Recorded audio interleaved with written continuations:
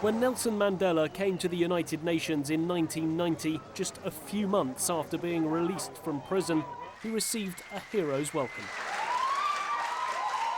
The world was changing, apartheid was ending, and the UN embraced him as a symbol of hope for everything the UN stood for. Since 1962, the UN had had a special committee against apartheid, and this was his moment to finally address it.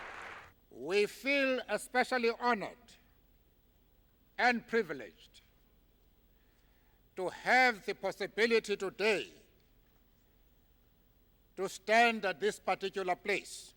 At the UN on Friday, the flags were lowered and the General Assembly held a minute of silence.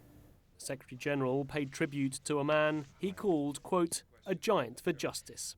No one did more in our time to advance the values and aspirations of the United Nations. But some experts feel Mandela lived those aspirations better than the UN has been able to.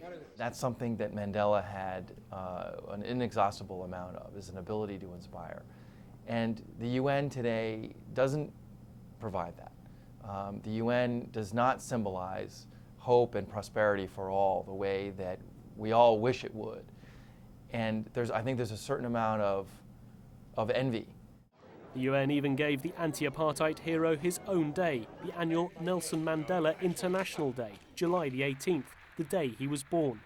On the last one, former US President Bill Clinton spoke emotionally of their close friendship.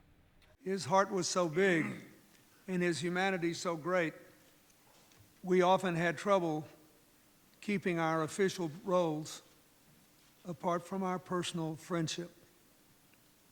Nelson Mandela's values of fighting for social justice and looking out for humanity are the very values that the United Nations holds so dear. That's why his legacy will be remembered here for many years to come. Nick Harper, CCTV, at the United Nations in New York.